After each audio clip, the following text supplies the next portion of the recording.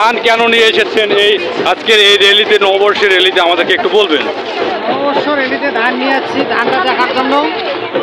ধানটা আমরা কৃষক মানুষ, ধানটা কীভাবে কাটা লাগে এই জন্য ধানটা কেটে নিয়ে আসছি। বাঙালি ভালো, আমরা যেহেতু বাঙালি, আমরা বাঙালি সব কিছু করতেই ভালো লাগে। এখন আমরা চাই জানি আমরা অনেক মজা করতে পারি, এই দিনটা জানি ভালো মতো কাটাতে পারি, সময়টা যেন ভালো যায়। নববর্ষ বাংলাদেশের সকলকে এবং বাংলাদেশের বাইরে যারা আছে, যে বাঙালিরা আছে সবাইকে শুভ নববর্ষ। দিন থেকে আগামী সব কিছু শুভ হোক।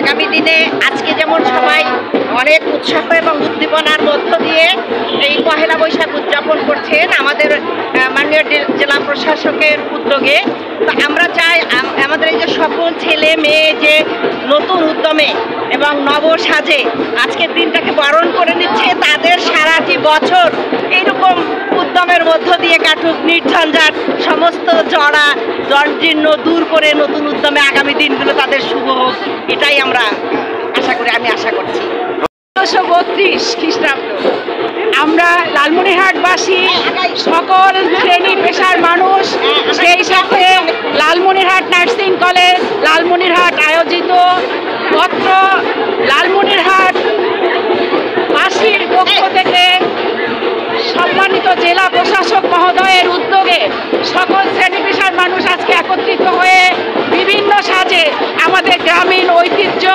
আমাদের সংস্কৃতি, আমাদের পেশাকে তুলে ধরার যে প্রয়াস চলছে, এই যে পুরা শহর জুড়ে আমাদের আজকে বর্ণাঢ্য র্যালি হচ্ছে, আমি আশা করব এই শুভ নববর্ষের মাধ্যমে আমাদের বাংলাদেশের একটা শুভ সূচনা হবে, যেখানে থাকবে না কোনো সন্ত্রাস, থাকবে না কোনো গ্লানি, থাকবে না কোনো হিংসা বিদ্বেষ ঘৃণা।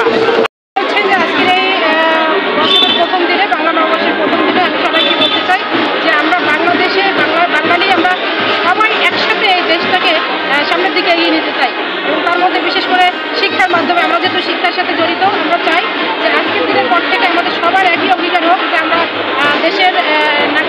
দেশের সকল শিশুকে সুশিক্ষা দিয়ে সুনাগরিক হিসেবে তৈরি করি এবং বিশ্বের দরবারে বাংলাদেশকে একটি সেরা দেশ হিসেবে উপস্থাপন করি। এটাই আমাদের প্রত্যাশা। ধন্যবাদ।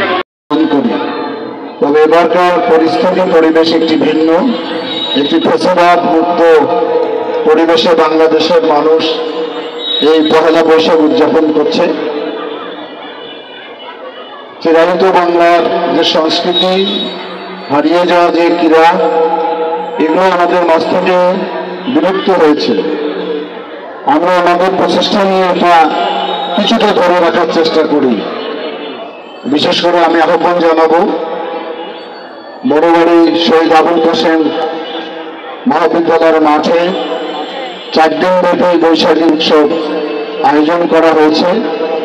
সেখানে হারিয়ে যাওয়া খেলাধুলা, যেগুলো অনেকের বর্তমান প্রজন্মের ছেলেমেয়েরা জানে না, চিনে না, সেই হাডুডু, ঢুস, চকরচল, দাঁড়িয়াবান্ধা, জাল বোনা, চিংড়ি এবং আকর্ষণীয় সেই ঘোড়াদৌড় প্রতিযোগিতা অনুষ্ঠিত হবে, গুড্ডের মেলা হবে, সাঁতার প্রতিযোগিতা হবে। সেখানে সবাইকে আমি আহ্বান জানাচ্ছি উপভোগ করার জন্য। পাশাপাশি আমরা বলতে চাই যে একটি ফ্যাসিবাদ মুক্ত এই শুভ নববর্ষের দিনে আমাদের আকাঙ্ক্ষা হোক একটি বৈষম্যহীন, একটি গণতান্ত্রিক, একটি মানবিক, একটি দুর্নীতিমুক্ত বাংলাদেশের শপথ আমরা গ্রহণ করি। এই প্রত্যাশা রেখে সকলকে আমার পক্ষ থেকে ধন্যবাদ জানিয়ে শেষ করলাম। সবাই ভালো থাকুন। পয়লা বৈশাখের শুভেচ্ছা।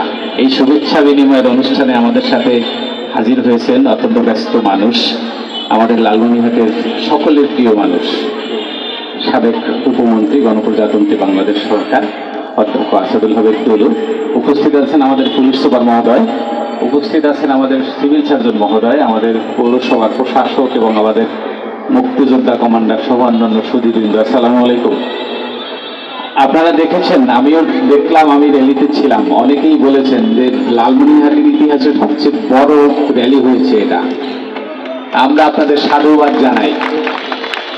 বাংলাদেশের সংস্কৃতিকে আপনারা লালন করবেন এই পয়লা বৈশাখের মধ্য দিয়ে। লালমনিরহাট তারই একটা বড় অংশ। কারণ বাংলাদেশের লালমনিরহাট যত দূরেই হোক না কেন, এই জেলার মাধ্যমেই কিন্তু বাংলাদেশের নদীর সৃষ্টি আপনারা জানেন।